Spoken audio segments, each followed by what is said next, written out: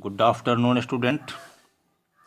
You are reading the chapter electrochemistry. In electrochemistry, you have read about resistance, conductance, charge, current, etc. Now, the first topic is conductance. Today's first topic is conductance. It is indicated by capital G. What is conductance? The reciprocal of resistance is called conductance. It is indicated by G. According to law, G is equal to 1 by R. According to law, G is equal to 1 by R. Now, what will be its SI unit? Its SI unit will be ohm inverse. It can also be written as ohm inverse. These days it is indicated by S. S means Siemen. S-I-E-M-E-N. Siemen. Or you can write G is equal to 1 by rho L. Means G is equal to 1 by R. And what is the value of R? Rho L by A. Rho L by A. So it can be written as A by rho L, or you can write it 1 by rho into L by A by L. It can be written as G is equal to A by rho L. And here it is indicated as clearly G is equal to 1 by rho into A by L. Now, next topic is conductivity, and it is also called specific conductance. It is also called specific conductance. It is indicated by kappa, capital K, and it is read kappa, K-A-P-P-A. The reciprocal of a specific resistance or resistivity is called conductivity or specific conductance. Or you can write kappa is equal to 1 by rho, 1 by rho. Or you can write the value of rho. Rho is equal to, you have read, RA by L. So it can be written as 1 by RA divided by L, or you can write it 1 by R into L by A. So 1 by R into L by A.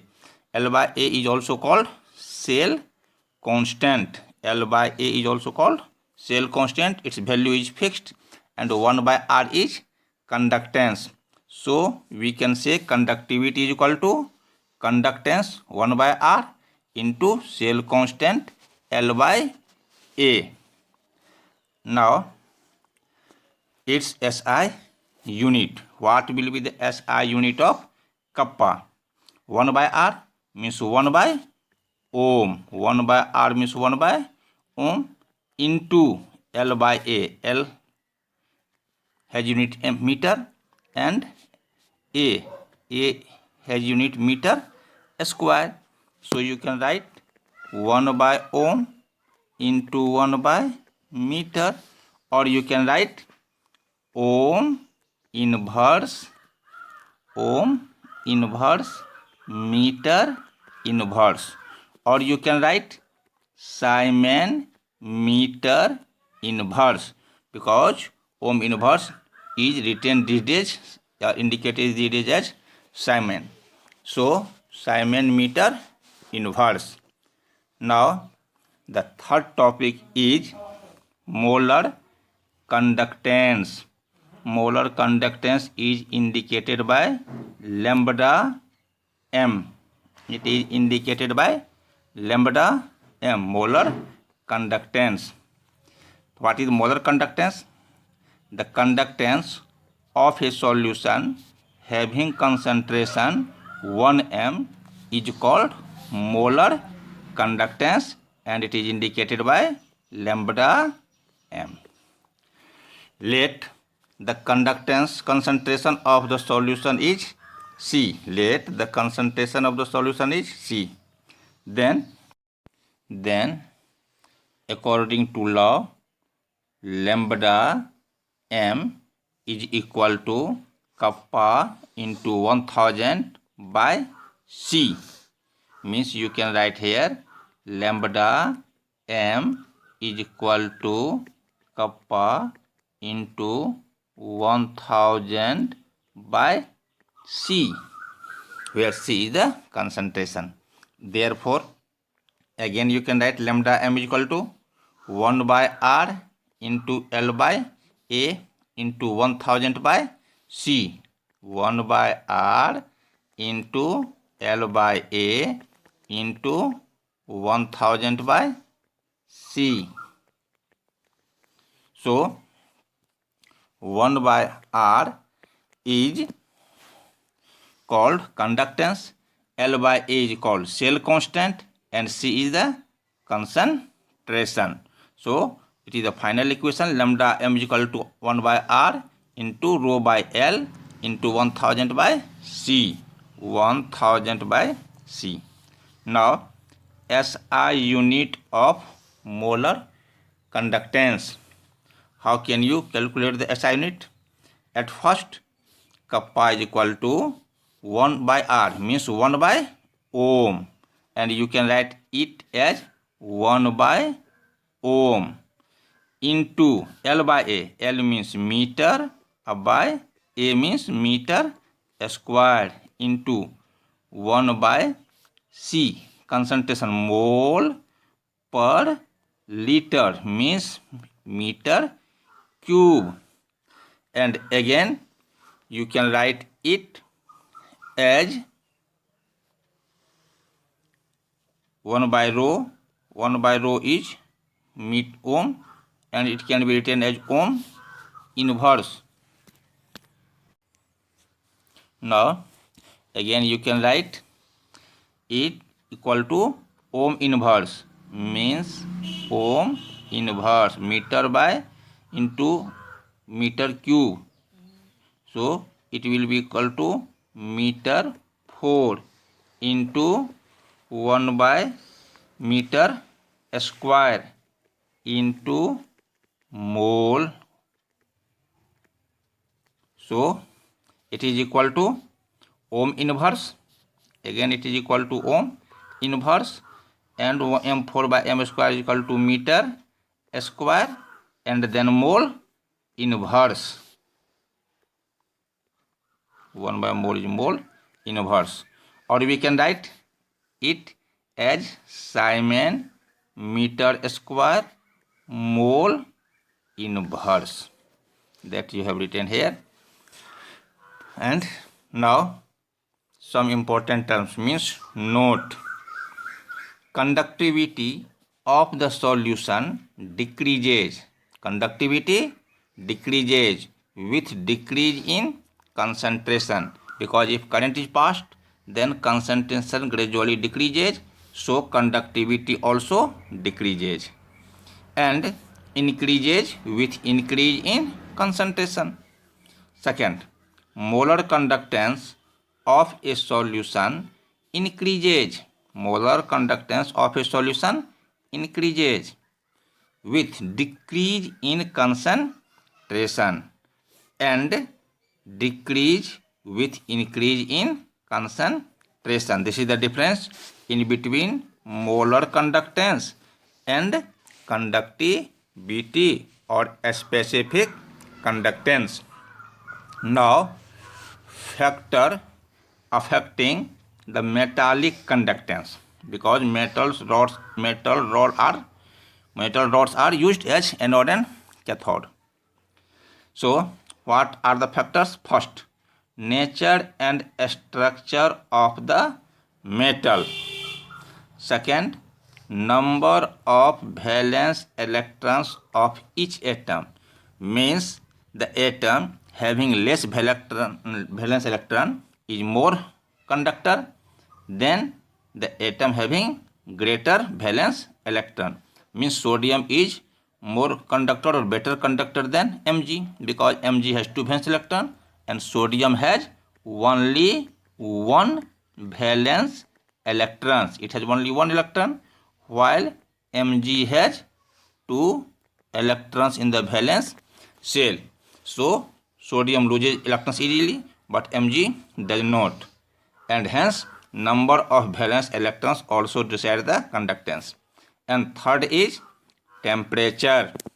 Now the next topic is electrolyte. What is electrolyte? The substance or compound which dissociates, the substance or compound which dissociates into its ions either completely or partially is called electrolyte. So there are two types of electrolytes.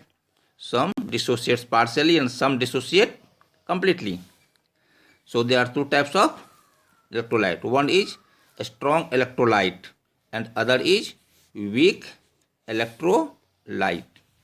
The electrolyte which dissociates completely into its ions in aqueous solution is called a strong electrolyte. For example, a strong base, a strong salt, a strong acid means NaCl, sodium chloride, KOH, potassium hydroxide, HCl, hydrochloric acid, it is acid, strong acid, KBr, a strong salt, or you can write sodium nitrate, NaNO3, potassium nitrate, KNO3, etc. Now, weak electrolyte. The electrolyte which dissociates partially into its ions in aqueous solution is called weak electrolyte. Means weak acid, weak base, weak salt. For example, CH3COOH, acetic acid, calcium hydroxide, it is weak base. CaCO3, weak salt, and other also. Now factors affecting electrolytic conductance. There are several factors, in which first is nature of an electrolyte. Lesser the solute interaction, higher will be the conductance. Means solute interaction will be more, conductance will be higher. Now solvation of ions. Greater is the solute solvent interaction, then lower will be the electrical conductance. It is an interaction in between solute and solvent. Third is nature of solvent and its viscosity. Greater is the solvent interaction, lesser will be the electrical conductance. If solvent interaction is more, then conductance will be less because viscosity is increased. And then temperature also affects the conductance. Electrical conductance increases with increase in temperature of the solution and vice versa, means decreases with decrease in concentration. Now graphical representation of the variation of molar conductance and a square root of concentration, that is under root C. Now see the graph given here. This graph consists two axes. On one axis C half means it is under root C, and on the y axis there is lambda m, molar conductance. This graph indicates the conductance of weak electrolyte, that is acetic acid. You have read it dissociates into acetate ion, hydrogen ion partially. So this curve indicates the conductance, means conductance is very less, and this graph indicates the conductance of molar conductance of a strong salt, KCl, NaCl, KBr, NaBr, KNO3, NaNO3, etc. They are the strong salt. So such type of curve occurs. It clearly indicates the conductance of weak electrolyte and the strong electrolyte. And then limiting molar conductance. What is limiting molar conductance? It is indicated by lambda naught m. So what is limiting molar conductance? When the molar conductance of a solution approaches to 0, then that is called limiting molar conductance. As you have read, if current is passed, then ion moves towards cathode and anode. So gradually number of ions decreases and hence conductance also decreases. So limiting molar conductance is the conductance when conductance approaches to 0. Limiting molar conductance is denoted by lambda naught m, that you have read. Now how limiting molar conductance is determined? It is explained by Kohlraasch law, and now you have to study about the Kohlraasch law. Perhaps you have tired, and I am also tired. So Kohlraasch law will be explained next day, and you study it seriously and try to explain all the terms. Thank you. Have a nice day.